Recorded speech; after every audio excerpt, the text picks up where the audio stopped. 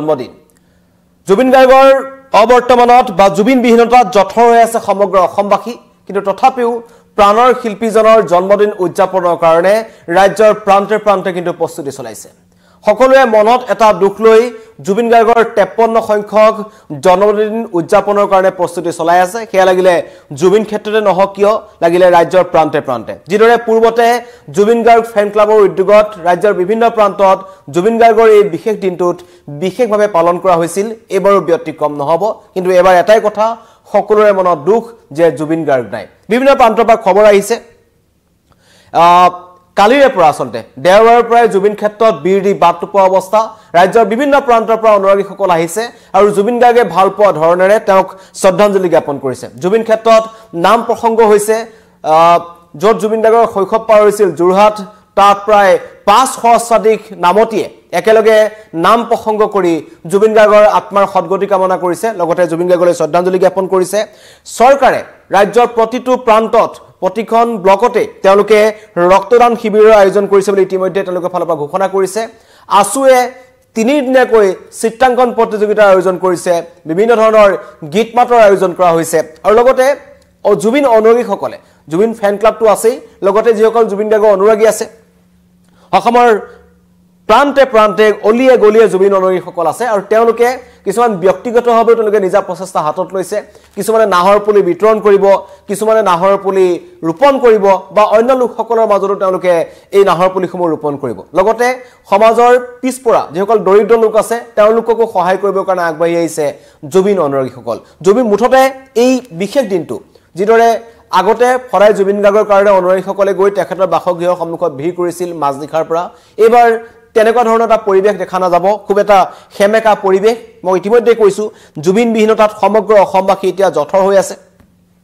দুমাহ হবৰ হল জুবিন গাৰ্গৰ মৃত্যু হোৱা কিন্তু তথাপিও এতিয়া মানুহে এই মৃত্যু শব্দটো শুনিব বিচৰা নাই মানুহৰ মতে তেওঁ আমাৰ মাজতে আছে সেই কাৰণে তেখেতক ভালকৈ জীয়াই ৰাখিব লাগিব আৰু ৰাজ্যৰ প্ৰান্তে প্ৰান্তে প্ৰস্তুতি চলিছে শিৱসাগৰ ডিব্ৰুগড় নামনি অসমৰ নলবাৰী বৰপেটা সকলোতে এনেকুৱা ধৰণৰ প্ৰস্তুতি চলিছে কিন্তু বিশেষ এয়া আপোনালোকক দেখুৱাই আছো এয়া হৈছে সোণাপুৰৰ জুবিন ক্ষেত্ৰৰ দৃশ্য য'ত কালিৰে পৰা কিন্তু অনুৰাগীৰ ভিৰ লাগিছে আৰু এইদৰে বিভিন্ন ঠাইত স্বাস্থ্য শিবিৰৰ আয়োজন কৰা হৈছে এয়া মঙ্গলদৈৰ দৃশ্য যি জুবিন গাৰ্গৰ যি নচৰদে কঢ়িয়াই অনা হৈছিল নচৰদে কঢ়িয়াই অনাৰ সময়ত যিবোৰ ফুল ব্যৱহাৰ কৰা হৈছিল সেই ফুলখন ব্যৱহাৰ কৰি মিৰ্জানুৰ ৰহমান নামৰ এজন যুৱকে মঙ্গলদৈত এই বিশেষ গীটাৰখন তেওঁৰ কাৰণে উন্মোচন কৰিছে আৰু তাত ৰাজা বৰুৱা উপস্থিত থাকে এনেকুৱা ধৰণৰ বহুত কাৰ্যসূচী গ্ৰহণ কৰা হৈছে শিশুসকলে গীতে মাতে জুবিন গাৰ্গে ভাল পোৱা যেটো মায়াবিনী গীত হেতু ইতিমধ্যে প্ৰাৰ্থনালৈ পৰিণত হৈছে অসমত সকলোৱে সেই গীতসমূহ পৰিবেশন কৰিছে জুবিন গাৰ্গৰ যিবোৰ গীত আছে সেই গীতবোৰ তেওঁলোকে পৰিবেশন কৰিছে প্ৰান্তে প্ৰান্তে বুকাখাটতো বিভিন্ন ধৰণৰ কাৰ্যসূচী গ্ৰহণ কৰা হৈছে প্ৰায় এদিনৰ নাম প্ৰসংগ চলি আছে প্ৰায় 50 জনৰ অধিক শিল্পীয়ে একেলগে জুবিন গাৰ্গৰ কেইবাটাও গীত পৰিবেশন কৰিব তাৰো আখৰা চলি আছে মুঠতে তেওঁৰ বিশেষ দিনটোত তেখেতক বিশেষভাৱে শুভেচ্ছা জনাবলৈ তেওঁ যদিও নাই কায়িকভাৱে কিন্তু এদৰে অনুৰাগীসকল আহিছে আৰু তেওঁলোকে বিভিন্ন ধৰণৰ স্বাস্থ্য শিবিৰৰ আয়োজন কৰিছে আৰু কালি বিশেষকৈ জুবিন গাৰ্গৰ যেটো কাহিলীপাৰা বাসগৃহ আছে সিনাৰ্জি এপাৰ্টমেন্ট সেই সিনাৰ্জি এপাৰ্টমেন্টত জুবিন গাৰ্গৰ এটা প্ৰতিমূৰ্তি কাইলৈ তাতে নিৰ্মাণ প্ৰতিষ্ঠা কৰা হ'ব ইতিমধ্যে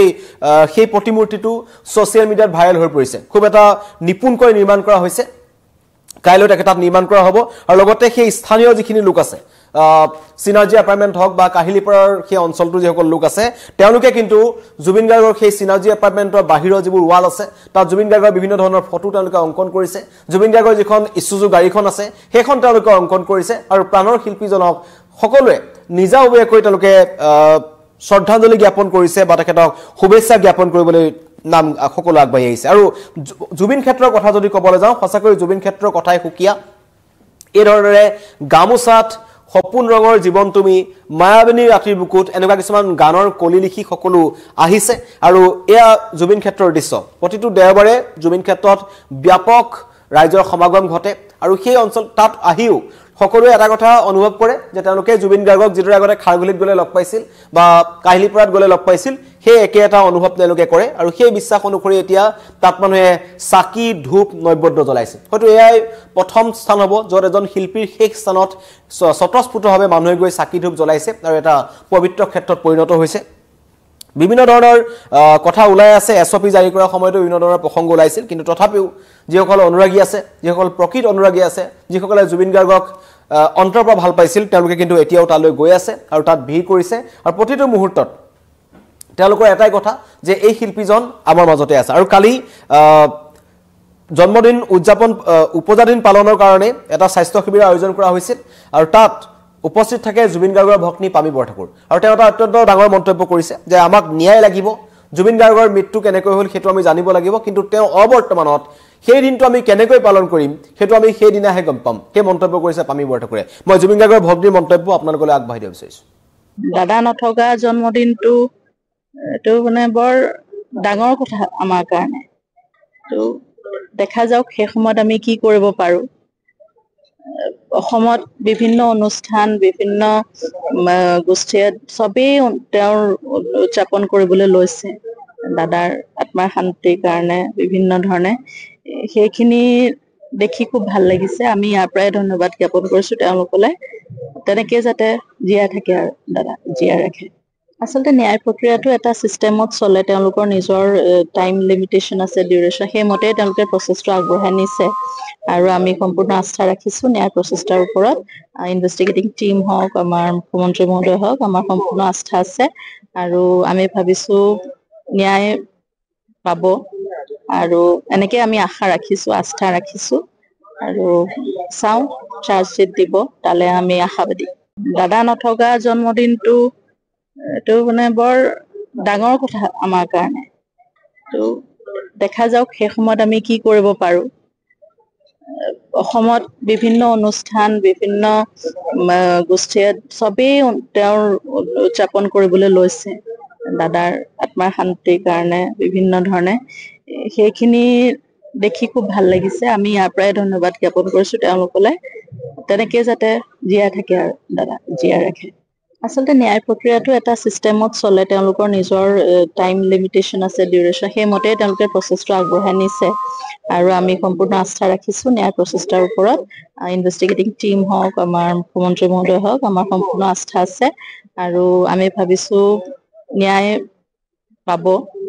আৰু এনেকে আমি আশা ৰাখিছো আস্থা ৰাখিছো আৰু চাও চাৰ্জশিট দিব তালে আমি আশাবাদী ৰাজ্যজুৰি জুবিন গাৰ্গৰ 53 সংখ্যক উপজাদিনৰ প্ৰস্তুতি চলি আছে মই ইতিমধ্যে কৈছো ডিব্ৰুগড় তিনচুকীয়া শিৱসাগৰ যোৰহাট নলবাৰী বৰপেটা মঙলদৈ প্ৰান্তে প্ৰান্তে জুবিন ফেন ক্লাবৰ ফালৰ পৰা বিভিন্ন ধৰণৰ কাৰ্যসূচী হাতত লোৱা হৈছে লগতে বিভিন্ন ধৰণৰ শিল্পীসকল ওলাই আহিছে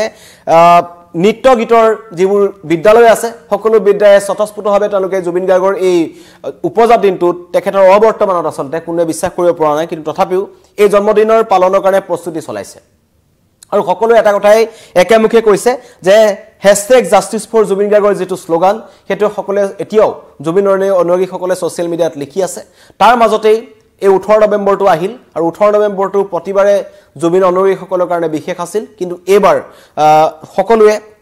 জুবিন গাৰ্গৰ অবৰ্তমানত অনুভৱ কৰিব তেওঁ নথকাৰ অনুভৱ তেখেতৰ গীতৰ ভাষাৰে যদি ক'বলৈ যাওঁ আৰু তথাপিও কিন্তু কোনো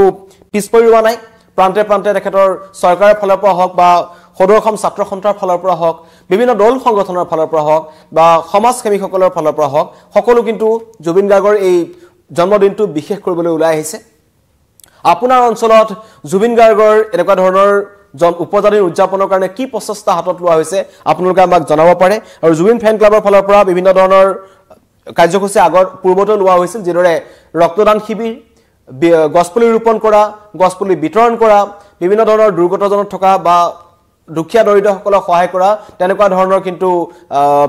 কাৰ্যসূচী কালিও হাতত লোৱা হ'ব কিন্তু সকলোৰে মনত এটাই দুখ যে জুবিন গাৰ্গ আমাৰ মাজত নাই আৰু চিনাৰ্জি এপাৰ্টমেণ্টৰটো কাইলৈ প্ৰতিমূৰ্তি তাত স্থাপন কৰা হ'ব সেই প্ৰতিমূৰ্তি স্থাপন কৰাৰ পাছতেই তাত ইতিমধ্যে সজাই পৰাই তোলা হৈছে আচলতে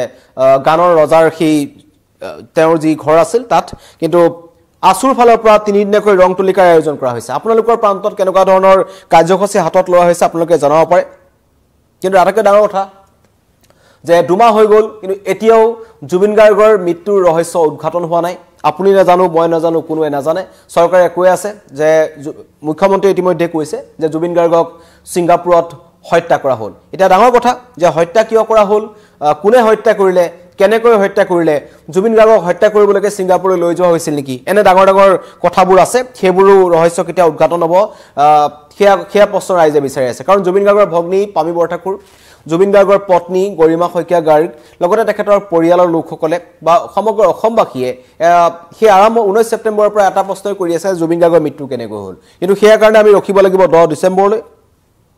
10 ডিসেম্বৰলৈ অপেক্ষা কৰিব লাগিব কিন্তু তাৰ মাজতে আহিছে এটা বিশেষ দিন 18 নৱেম্বৰ যেটো আগতে জুবিন অনুৰাগীসকলৰ কাৰণে এটা খুব বিশেষ দিন আছিল এবাৰো বিশেষ কিন্তু এবাৰ সকলোৰে মন খেমেকা কাৰণ জুবিন গাৰ্গ নাই কিন্তু জুবিন গাৰ্গ নথকাৰ পিছত এটো প্ৰথমটি জন্মদিন পালন কৰা হ'ব ৰাজ্যে প্ৰান্তে প্ৰান্তে চলি আছে প্ৰস্তুতি ধন্যবাদ